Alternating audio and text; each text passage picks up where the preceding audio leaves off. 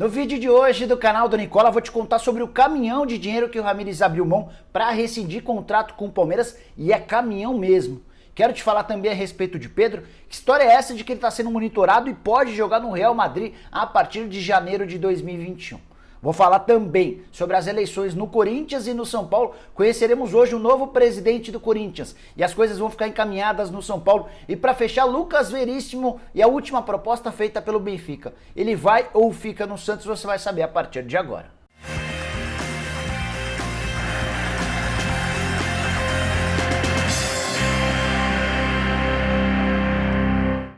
Fala aí pessoal, sou o Jorge Nicola, bem-vindos a mais um vídeo do canal. Que legal ter vocês por aqui, ótimo sábado para todo mundo. E antes de passar as informações, um pedido e um lembrete. Pedido para você se inscrever no canal do Nicola, é só apertar esse botãozinho vermelho de inscreva-se, aproveita e aperta o sininho para passar a receber notificações de vídeos e novas lives. Já o lembrete diz respeito a OneFootball, que é patrocinador desse vídeo e é o melhor aplicativo de futebol que existe no mercado. Você quer ficar por dentro das coisas do futebol? Quer saber das últimas notícias? É só baixar o OneFootball no seu celular, absolutamente gratuito. Você indicando o seu time do coração vai passar a receber também as informações mais importantes na tela do seu celular.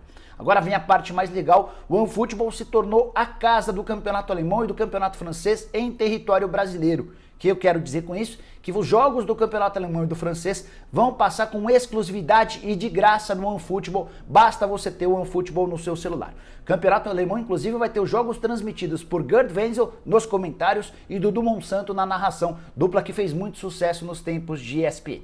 Então, só para recapitular, para você ter o OneFootball no seu celular, é só pegar no link na descrição desse vídeo, absolutamente de graça e serve para qualquer tipo de celular.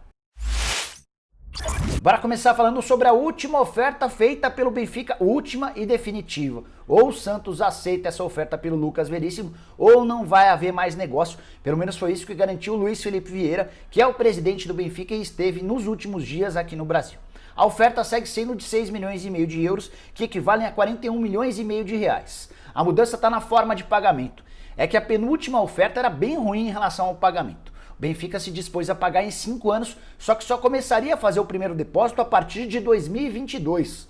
E o Santos entendeu que não tinha o menor cabimento a aceitar esse tipo de oferta. Agora o Benfica topa pagar 1.300.000 à vista e o restante em 4 parcelas anuais. Uma em 2021, a 2022, 2023, 2024, cada parcela de pouco mais de 1 milhão de euros. Conversei com o presidente Orlando Rolo, presidente do Santos, e ele admitiu que gosta dessa oferta, entende que pode ser interessante, até porque você pega esse 1.300.000 euros à vista e antecipa o restante com um banco europeu. Ele disse que essa operação, inclusive, já está certa. Já uma outra pessoa envolvida nas negociações vê com um pouquinho mais de dificuldade e entende que o Conselho Deliberativo do Santos pode dizer não a essa oferta de parcelamento, até porque o Benfica tem dado enorme trabalho para pagar. Vale lembrar, por exemplo, a canseira que o Flamengo tomou para receber 1 milhão de euros da multa rescisória pelo Jorge Jesus e o Corinthians sofreu por meses e mais meses em relação ao pagamento do Pedrinho. Resposta precisa ser dada até segunda-feira. Caso contrário, o Benfica promete buscar um outro alvo na zaga e aí pode ser bom pro torcedor do Flamengo. Isso porque o Léo Pereira é um dos cotados por JJ para reforçar o Benfica caso as negociações com o Veríssimo não avancem. Bora te explicar agora sobre essa história de Pedro, atacante que pertence à Fiorentina e está emprestado ao Flamengo, indo jogar no Real Madrid a partir de janeiro de 2021. Cícero Melo, que é repórter e meu amigo da ESPN, um cara muito bom, contou ontem no BB Debate que o Real Madrid de fato monitora a situação do Pedro. Eu não tenho fontes no Real Madrid, não vou vir aqui dizer, falei com o pessoal do Real Madrid, não tenho contato com ninguém, nenhum diretor do Real Madrid. Então fica sempre um pouco mais complicado ter informações da parte de lá. O que eu fiz foi conversar com o pessoal que representa o Pedro em território brasileiro e eles dizem não saber do interesse nesse momento do Real Madrid. Vale a lembrança de que antes de se contundir, quando ainda jogava no Fluminense, o Pedro chegou a ter uma proposta de 18 milhões de euros do Real Madrid. O negócio não foi feito porque ele se contundiu, precisou passar por uma cirurgia e aí o Real Madrid decidiu desistir da negociação. O tempo passou, ele acabou indo para a Fiorentina, embora tivesse uma proposta maior do Flamengo, não foi aproveitado na Itália, veio para o Brasil e está emprestado para o Flamengo até 31 de dezembro. Bom, mas será que o Real Madrid tem de fato interesse no jogador? Não faz muito o perfil do Real Madrid, jogador já de 23 anos de idade. Em geral, o Real Madrid vai buscar fora do continente europeu atletas muito jovens, como por exemplo o Rodrigo e o Vinícius Júnior. De qualquer maneira, o Real Madrid pode estar encantado com os gols do Pedro. É a temporada mais artilheira da carreira do jogador com a camisa do Flamengo, tá barbarizando. De qualquer maneira, a única coisa que me causa estranheza nessa história é o fato de o Real Madrid esperar pelo dia 31 de dezembro, que é quando acaba a prioridade do Flamengo. O Real Madrid não costuma agir desse jeito, esperando o outro. Se ele tem interesse no jogador, ele vai, faz a oferta e compra. Aí você fala, ô Nicola, o Flamengo tem a prioridade. O que significa essa prioridade? Significa que o Flamengo, diante de qualquer proposta que a Fiorentina receba, o Flamengo precisa ser comunicado dessa oferta e aí cabe ao Flamengo cobrir ou não. Então, se o Flamengo já tem tido dificuldade em pagar os 14 milhões de euros parcelados em 6 vezes, imagina se o Real Madrid chega com uma oferta de 17 milhões de euros. Aí que certamente o Flamengo teria mais dificuldade. Enfim, precisamos aguardar cenas dos próximos capítulos. Ainda não estou muito convencido de que o Real Madrid quer de fato o Pedro. Acho que se quiser, a chance de o Flamengo ficar com o Pedro para a próxima temporada é bem pequena. No Flamengo existe a convicção de que o Pedro vai ficar. Já há um acordo entre o atacante e o Flamengo. Novo contrato de 5 anos, falta agora chegar a um consenso em relação ao Fiorentina para o pagamento dessas 6 parcelas, cada uma de 2 milhões e 300 mil euros, que são pagas semestralmente. Bora falar agora sobre as eleições, começando com o São Paulo. Nesse sábado conheceremos novos 100 conselheiros. A eleição para presidente do São Paulo é dividida em 2 etapas. Nesse sábado a primeira etapa e mais pra frente, lá pelo dia 8, 10, 12 de dezembro, ainda não há uma data definida, a gente vai ter o segundo turno dessa eleição. Como é que ela funciona? Quem elege o presidente do São Paulo são os conselheiros. Hoje o São Paulo tem cerca de 150 conselheiros vitalícios e nesse sábado vai conhecer outros 100. Não vitalícios, são conselheiros que são eleitos por um mandato. Então como é que vai se fazer? Os sócios nesse sábado votam e elegem 100 conselheiros, esse pessoal se junta com os 150 vitalícios e aí nesse corpo eleitoral de 250 pessoas sai o novo presidente. O Roberto Natel e o Júlio Casares são os candidatos à presidência. O Júlio Casares tem convicção de que tem maioria entre os 150 vitalícios. Isso significa que o Roberto Natel vai precisar ter maioria entre os conselheiros que vão ser eleitos nesse sábado com votação dos sócios. Campanha no São Paulo marcada por várias confusões, acusações, fake news, enfim, tá uma baixaria só, mas nesse sábado a gente tem a primeira etapa da eleição. Queria contar isso pra você e queria lembrar de uma informação que eu trouxe com exclusividade nessa sexta-feira aqui no canal do Nicola. Uma pessoa muito próxima ao Júlio Casares me assegurou que o candidato à presidência do Tricolor já conversou 2 vezes com o Miranda, zagueiro que pertence ao Jiangsu Suning, contrato terminando lá na China na metade do ano que vem.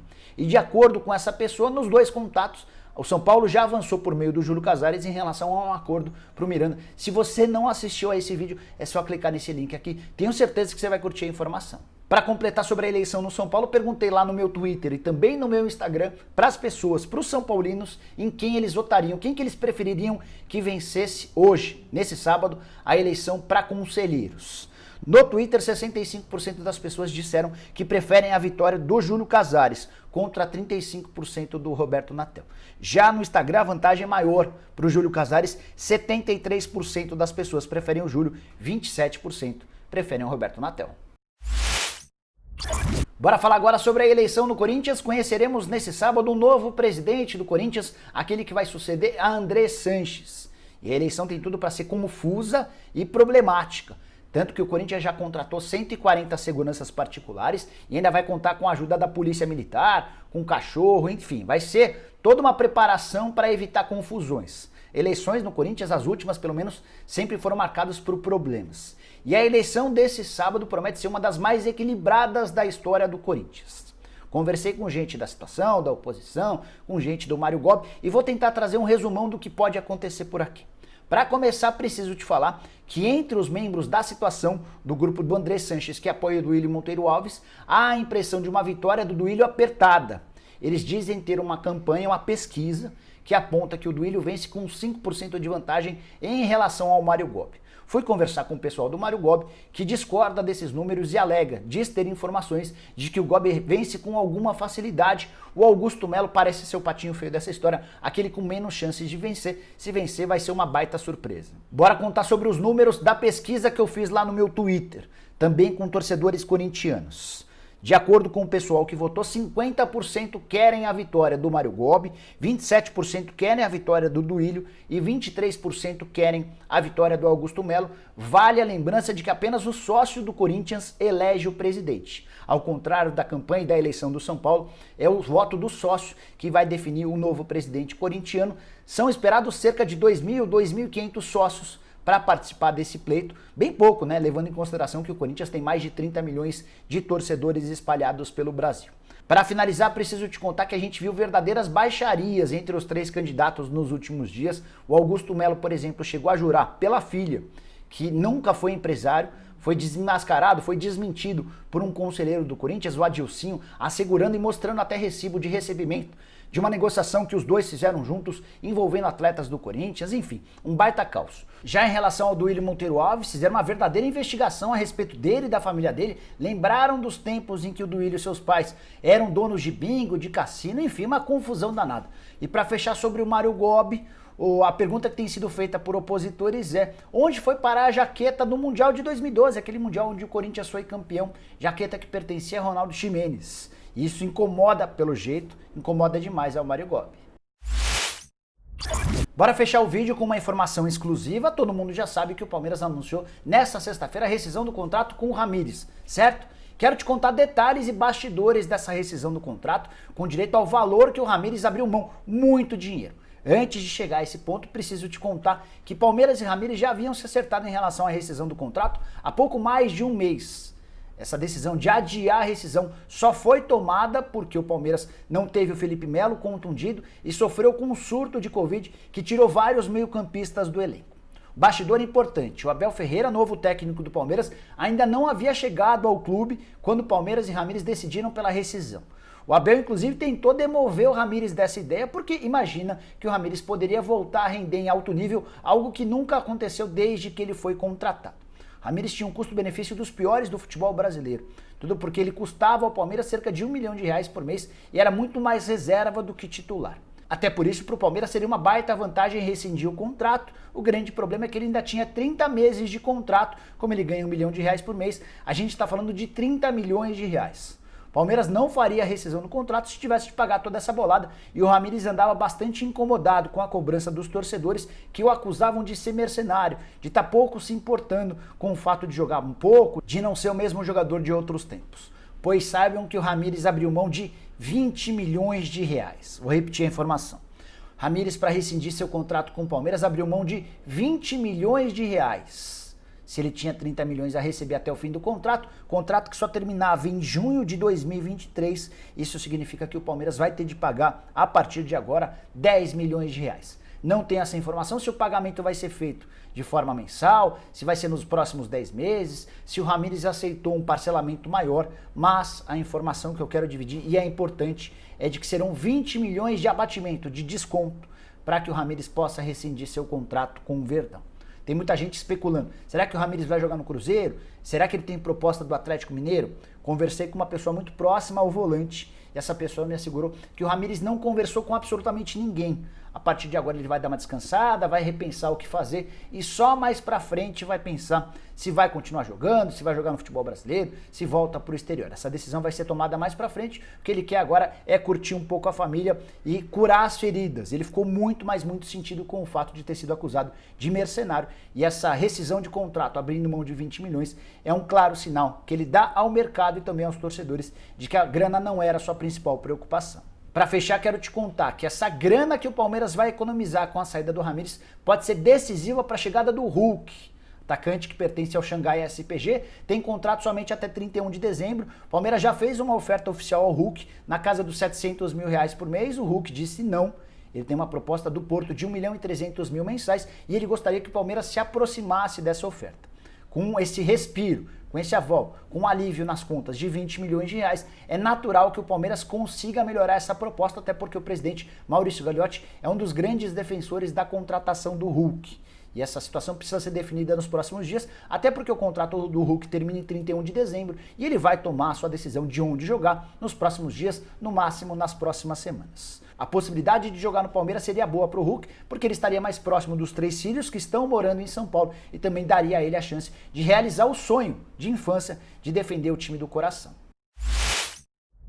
Bom, pessoal, eram essas as informações que eu queria dividir com vocês nesse sábado. Prometo voltar tarde com mais vídeo, com informações legais. Quem curtiu, não esquece de dar like, de se inscrever no canal do Nicola. Para se inscrever é só clicar nesse botãozinho vermelho de inscreva-se que aparece por aqui. Aproveita e aciona o sininho para receber notificações toda vez que eu fizer vídeo novo ou live. Ah, só para lembrar, você também pode virar membro do canal do Nicola. Aqui embaixo tem um botão azul escrito Seja Membro. Clica lá, escolhe um dos 5 planos e passa a ter direito a uma série de vantagens. Fechado? A gente se vê, tchau, tchau!